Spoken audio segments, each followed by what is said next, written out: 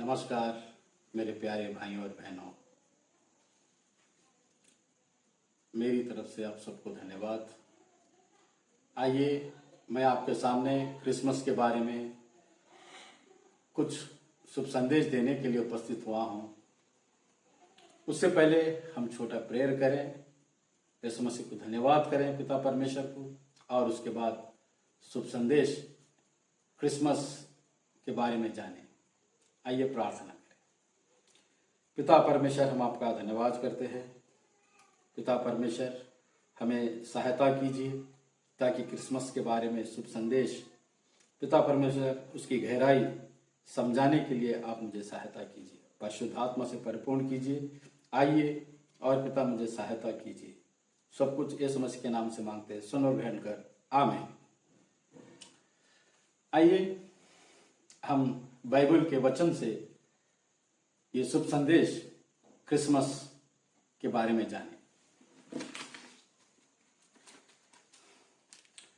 गलातियों की पत्री 4वां अध्याय 4वां वचन से हम शुरू करते हैं। परंतु जब समय पूरा हुआ तो परमेश्वर ने अपने पुत्र को भेजा, जो स्त्री से जन्मा और व्यवस्था के अधीन उत्पन्न हुआ, ताकि व्यवस्था के अधीनों को मोल लेकर छुड़ा ले और हमको लेपालक होने का पद मिले। और तुम जो पुत्र हो, इसीलिए परमेश्वर ने अपने पुत्र के आत्मा को, जो है अब्बा, है पिता, कहकर पुकारता है, हमारे हृदयों में भेजा है। इसीलिए तू अब दास नहीं परंतु पुत्र है, और जब पुत्र हुआ तो परमेश्वर के द्वार वारिस भी हुआ। देखिए कितना प्यारा अंदाज है अपोस्तल पौल का यीशु मसीह के बारे में कहने। जब समय पूरा हुआ तो पिता परमेश्वर ने अपने पुत्र को एक स्त्री के जरिए से इस दुनिया में भेजा। मेरे प्यारे भाइयों, क्यों यीशु मसीह इस दुनिया में आए? क्यों परमेश्वर ने यीशु मसीह को इस दुनिया में भेजा?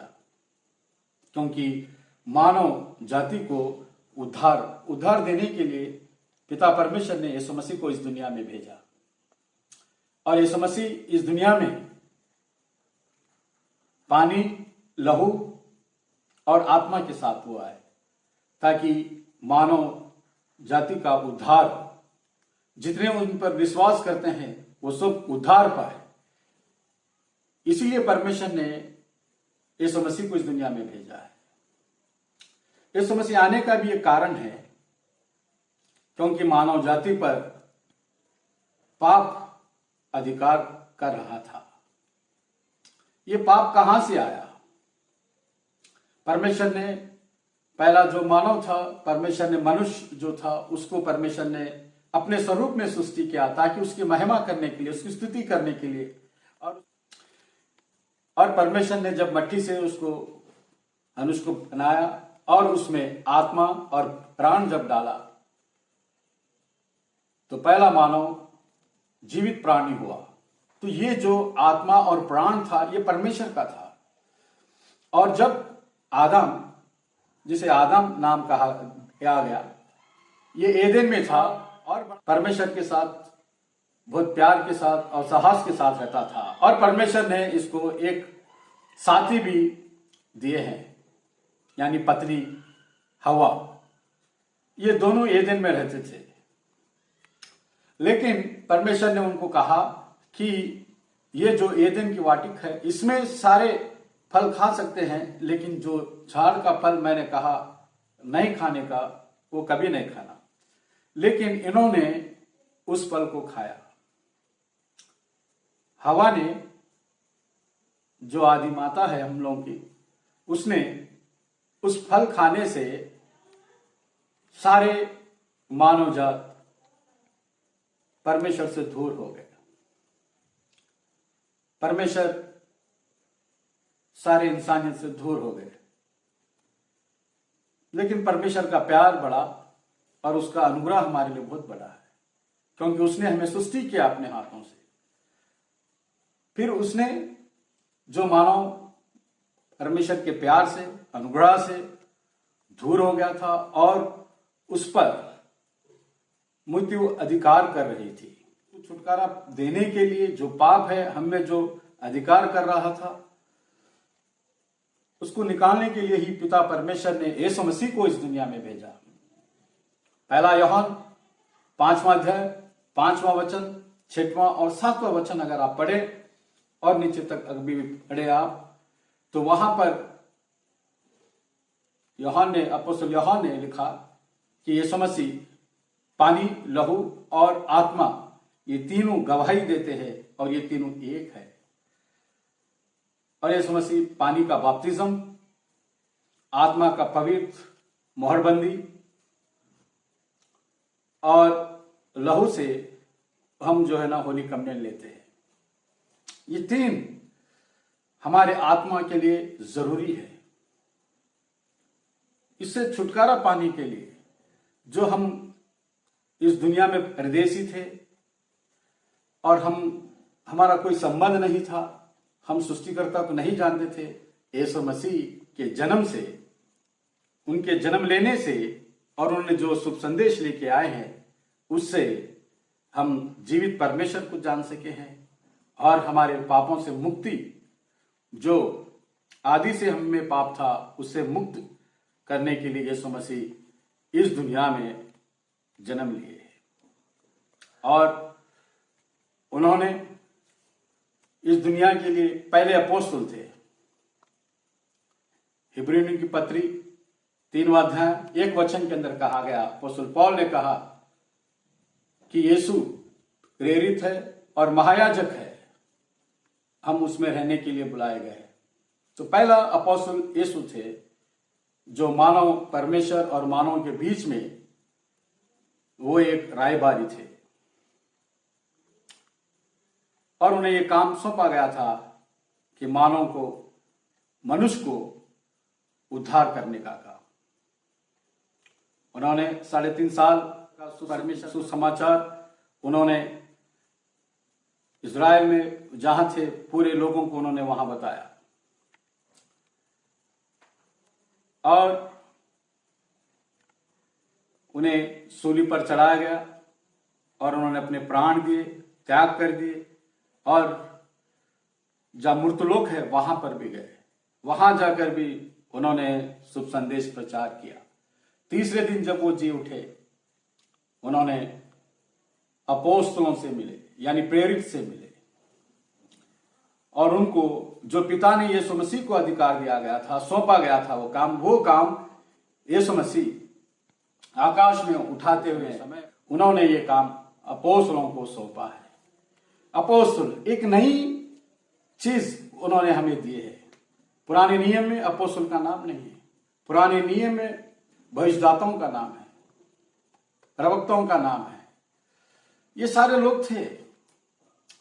लेकिन अपोस्तल यानी प्रेरित ये नहीं थे। नए नियम में यीशु मसीह खुद इस दुनिया में एक प्रेरित बन के आए और उसके बाद उन्होंने लूक 6वां अध्याय 12 वचन में हम पढ़ते हैं कि उन्होंने अपने 12 चेलों को नाम से चुनकर उन्हें अपोस्तल कहा गया। अपोस्तल का काम यह था कि मनुष्य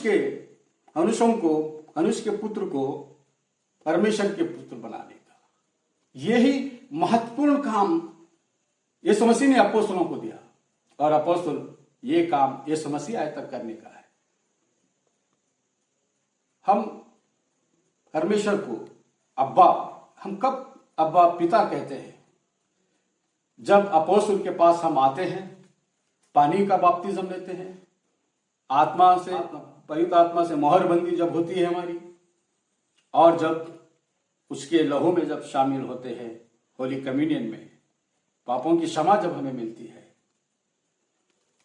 हम परमेश्वर के पुत्र कहलाने के योग होते हैं। हमारे नाम जीवन ग्रंथ के पुस्तक में लिखे जाते हैं और हम उसके आस्ती के, जो उसके वारिस होते हैं। ये काम करते हैं अपोस्तल। यीशु मसीह के जरिए से ये हमें मिला है।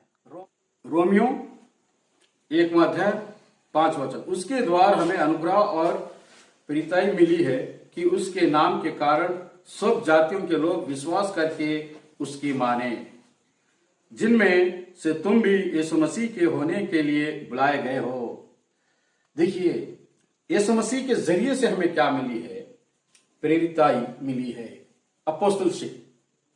अपोस्टलशिप हमें मिली है। अपोस्टल का सेवा स्थान हमें मिला है यीशु मसीह के जरिए से। अगर यीशु मसीह इस दुनिया में जन्म नहीं लेते तो हमें अपोस्टल नहीं मिलते। और ये अपोस्टल पर हम विश्वास करना चाहिए। हम कई लोग परेशान हैं कि किस पे विश्वास करें, किसके जो वचन है हम उस पे चले। बाइबल खुद कहती है, परिशुद्ध ग्रंथ कहती है कि यीशु मसीह के जरिए से हमें प्रेरिताई मिली है, अपोस्टलशिप मिली है। और अपोस्टल पौल इफिसियंस में भी कहते हैं। देखिए, इफिसियंस 2वां अध्याय और 20वां वचन के अंदर कहा गया, और प्रेरितों और भविष्यद्वक्ताओं की नेवी पर, किसकी नेवी पर? और प्रेरितों और भविष्यद्वक्ताओं की नेवी पर, जिसके कोने का पत्थर मसीह यीशु स्वयं ही है, बनाए गए हो, जिसमें सारी रचना एक साथ मिलकर प्रभु में एक पवित्र मंदिर बन जाती है, जिसमें तुम भी आत्मा के द्वार परमेश्वर का निवास स्थान होने के लिए एक साथ बनाए जाते हो। मेरे प्यारे भाई बहनों, यीशु मसीह का जन्म हमें एक बहुमान दिया गया है, अपोस्तल एक बहुमान दिया गया है। उस अपोस्तल की सेवकाई में हम अगर बने रहे तो यीशु मसीह का जन्म जो इस दुनिया में हुआ उसका उद्देश्य परिपूर्ण होगा। नहीं तो हम भी अन्य जन्म की तरह रहेंगे, खाने मौज करने। ये इसके लिए नहीं यीशु मसीह जन्म हुए। यीशु मसीह शुभ संदेश लेके आए कि इस दुनिया से उस दुनिया में जाने के लिए, मुक्ति पाने के लिए उन्होंने इस दुनिया में आए हैं। तो मेरे प्यारे भाइयों और बहनों, अपोस्तल की सेवा जो स्थान है उसका महत्वपूर्ण, और जो है ना उनकी बात पर अगर हम चले तो एक दिन यीशु मसीह मध्य आकाश में आने वाले हैं, बादलों में आने वाले हैं। अगर हम योग्यता पाए, हर डिवाइन सर्विस में उनकी बात सुने, जो भेजे गए हैं यीशु मसीह के जरिए से अपोस्तल, उनकी बात सुनकर अगर हम यीशु मसीह आने के दिन योग्यता पाए तो हम जो है ना नित्य अनंत जीवन के लिए, और जो है ना यीशु मसीह का जन्म, क्रिसमस जिसे मनाया जाता है, उसका उद्देश्य पूरा होता है। आइए, एक स्त्री के फल खाने से सारे मानव जाति पर पाप आया, और एक स्त्री के गर्भ फल से सारे मानव जाति को उद्धार आया है। और ये आइए हम यीशु मसीह के जन्मदिन का जो है ना उद्धार, हम हमारे परिवार के सारे लोग अपोस्तल मिनिस्ट्री से हम जो है ना उसके आने के दिन के लिए सिद्ध होए, और उस दिन हम ढेर सारी खुशियां बना सकते हैं। आज से भी ज्यादा खुशी उस दिन की है।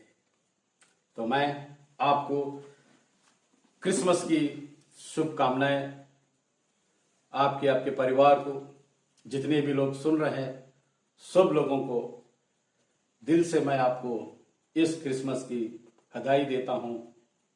परमेश्वर आप सब लोगों को शांति समाधान दे। आमीन।